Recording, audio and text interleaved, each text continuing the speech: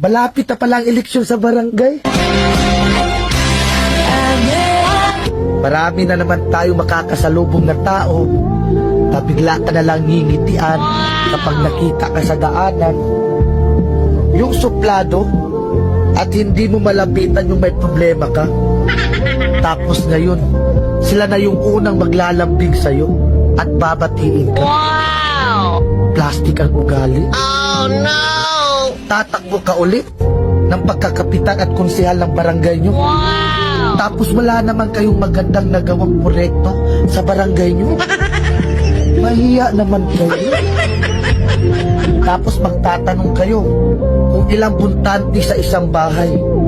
Pero nung panahon ng pandemic at ayuda, isang ayuda lang sa isang bahay. Tapos kung mamalasin ka pa, wala ka pang makukuha na ayuda kapag